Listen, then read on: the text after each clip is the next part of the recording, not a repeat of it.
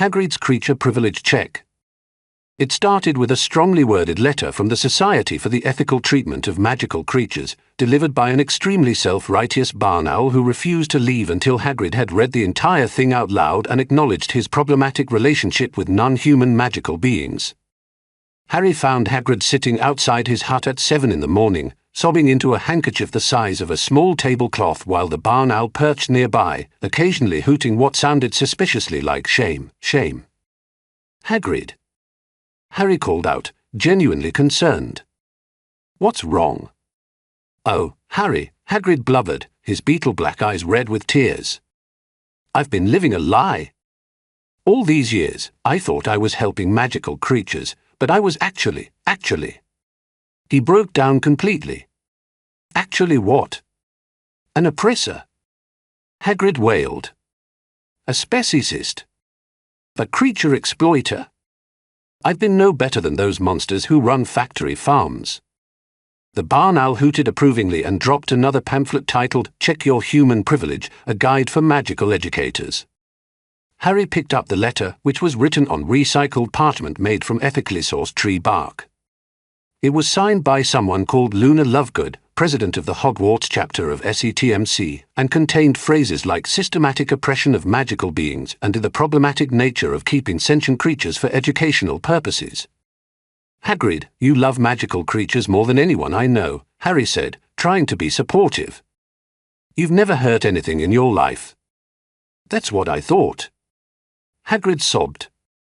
But according to this literature, keeping creatures for educational purposes without their explicit consent is a form of slavery.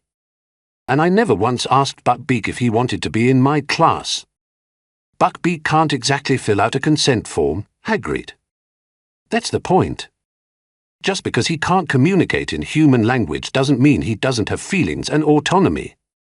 Before Harry could respond, Hermione came running up the path, her arms full of books and her hair even bushier than usual with righteous indignation. Hagrid, she called out.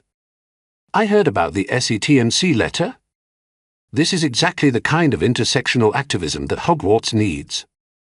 Hermione, Harry said carefully, don't you think this might be going a bit far? Going too far. Hermione looked genuinely scandalized. Harry, Hagrid has been perpetuating a system of magical creature exploitation for years. Do you know how many beings have been forced to perform for students without any consideration for their consent or well-being? They're animals, Hermione. They're sentient magical beings with their own cultures, languages, and social structures. Just because wizards decided we're at the top of the magical hierarchy doesn't give us the right to treat other species as educational tools. Hagrid let out a fresh wail. She's right. I've been a monster. A speciesist monster. You're not a monster, Harry said, shooting Hermione a dirty look. You're probably the kindest person at this school. Kindness under a system of oppression is still oppression. Hermione declared, clearly quoting from something she'd read. Good intentions don't excuse problematic actions. This philosophical debate was interrupted by the arrival of Professor McGonagall, who looked like she'd aged 5 years overnight. Hagrid, she said wearily, Dumbledore wants to see you in his office.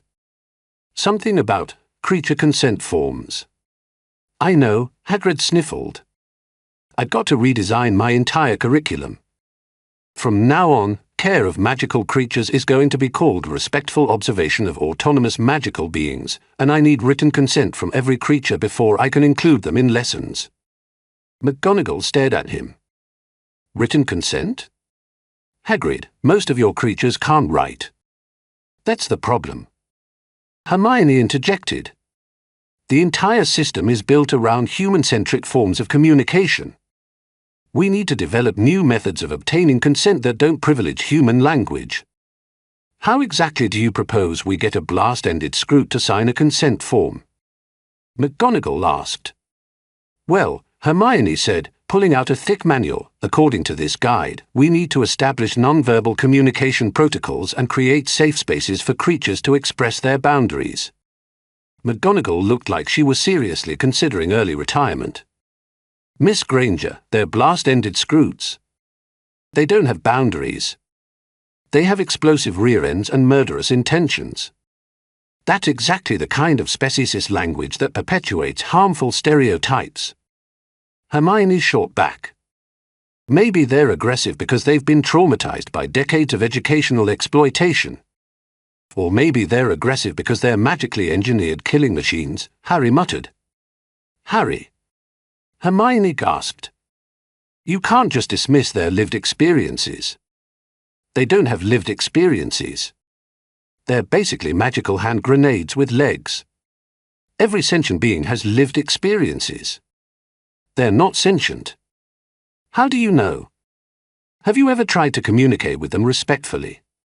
Harry was about to point out that the last time someone tried to communicate with a blast-ended Scroot, they'd ended up in the hospital wing with third-degree burns, but he was interrupted by the arrival of Ramad, who came jogging up the path looking excited.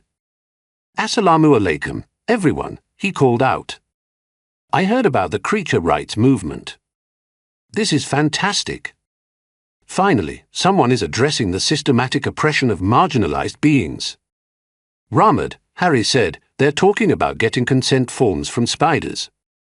Spiders are part of Allah's creation too, Harry. They deserve respect and dignity. They're spiders. That's very Islamophobic of you to dismiss Islamic teachings about respecting all of Allah's creatures. It's not Islamophobic to point out that spiders can't sign legal documents. Now you're being ableist against beings who don't have opposable thumbs. Harry felt like his brain was melting. How is that ableist? You're privileging certain physical capabilities over others. I'm privileging the ability to understand what a contract is. That's cognitive privilege. That's not a real thing. Don't yell at me. You're being very aggressive right now. McGonagall held up her hands. Enough. Hagrid, just try to figure out the consent form situation. Miss Granger, please don't organize any more protests this week. Mr. Weasley, I don't know what you're doing here, but please stop doing it. And Potter. She paused, looking at Harry with something like sympathy. Try not to let this drive you completely insane. But the creature consent situation only got worse from there. By the next Care of Magical Creatures class, Hagrid had transformed into a nervous wreck who apologized to every plant, rock, and cloud he encountered. Right then, he said, his voice shaking as he addressed the class, before we begin today's lesson on. I mean, before we respectfully observe the Botrackles, I need to acknowledge that I have not obtained proper consent from these beings to include them in our educational experience. The Botrackles, who was sitting in a nearby tree, looked as confused as tree-dwelling creatures could look. I want to apologize to the Botrackles for any historical trauma they may have experienced due to my previous teaching methods, Hagrid continued, reading from a prepared statement. I recognize that as a human, I hold inherent privilege in this interaction, and I commit to doing better in the future. One of the Botrackles chittered something that sounded suspiciously like annoyance. What did it say? Asked Parvati Patil.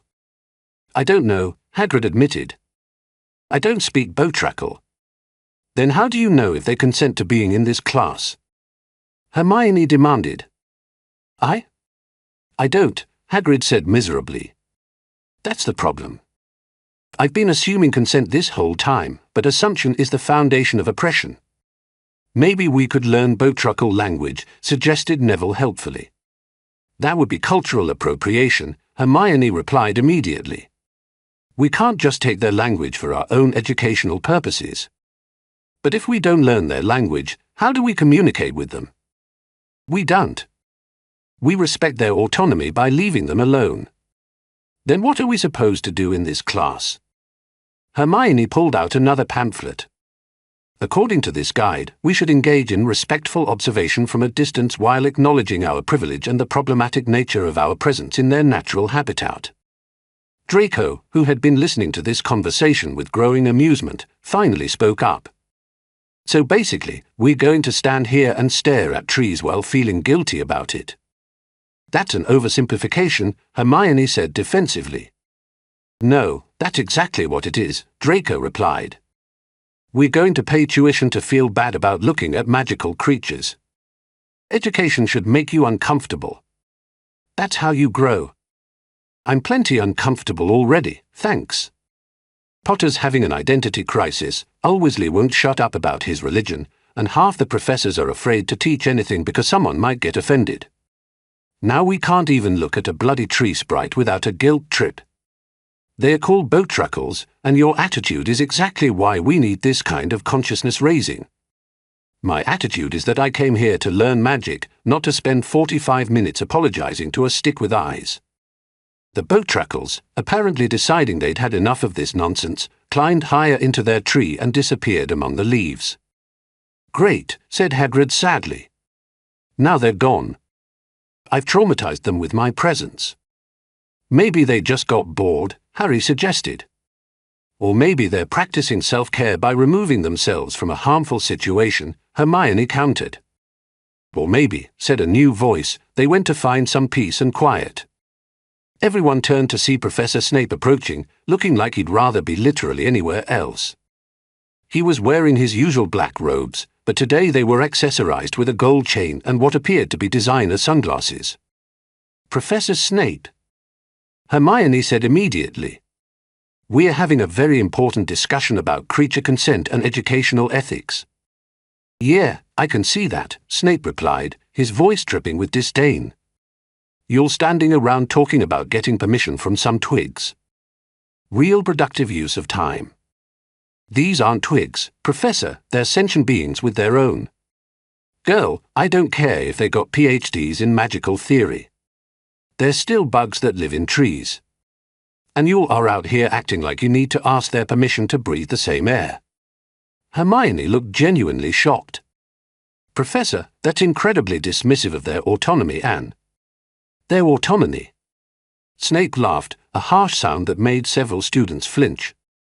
Baby girl, their autonomy is eat bugs, sleep in tree, repeat. They ain't writing poetry or solving world hunger. They're just trying to survive, same as every other creature on this planet. But that doesn't mean they don't deserve respect. Respect? Sure. But you're taking this respect thing and turning it into some kind of mental gymnastics where you can't even have a class because you might hurt a bug's feelings. Hagrid, who had been listening to this exchange with growing distress, suddenly burst into tears again. He's right. I've been overthinking everything. I've turned education into oppression. Hagrid, man, you ain't oppressing nobody, Snape said, his voice slightly gentler. You love them little creatures more than most people love their own families. But these kids got you so twisted up in guilt that you can't even do your job anymore. But the consent forms. Forget the consent forms. You think a dragon gonna sign a piece of paper? You think a unicorn gonna read the fine print? They either trust you or they don't. And most of them trust you because you've been taking care of them for years. So you think we should just ignore their autonomy? Hermione demanded. I think you should use some common sense, Snape replied. Which I know is asking a lot from someone who thinks spiders need lawyers. I never said spiders need lawyers. You said they need consent forms. Same difference. The argument might have continued indefinitely, but it was interrupted by a loud commotion from the direction of Hagrid's hut. A group of blast-ended Scroots had apparently organized themselves into some kind of formation and were marching toward the castle, carrying what appeared to be tiny signs made from twigs and leaves. What the hell is that? Snape asked. Harry squinted at the signs. I think they're protesting. Protesting what? Working conditions, maybe? One of the signs says fair wages for magical labor. They want wages. Draco laughed. What are they going to do with money? They don't have thumbs. That's exactly the kind of ableist thinking that perpetuates economic inequality. Hermione declared, pulling out her wand. We need to support their labor rights. Hermione, they're bugs. They're workers. And they deserve fair compensation for their educational labor. What educational labor? They just explode. They provide valuable learning experiences about magical creature biology and behavior. By nearly killing us? That's victim blaming. Harry watched the blast-ended Scroots march toward the castle, their tiny protest signs waving in the breeze, and wondered if this was what having a complete mental breakdown felt like. Behind him, Hermione was giving an impassioned speech about creature labor rights while Draco argued that you can't unionize insects. Hagrid was crying into his handkerchief about the systemic oppression of magical education, and Snape was muttering something about crazy white peoples under his breath. You know what? Harry said to no one in particular. I'm going back to the castle. This is too weird, even for me. Harry, you can't just walk away from social justice. Hermione called after them. Watch me, Harry replied, and headed for the castle, leaving behind the strangest labor dispute in the history of magical education. Behind them, the blast-ended Scroots continued their march, their tiny signs declaring Scroot rights are creature rights and end educational exploitation now. It was definitely going to be a long semester.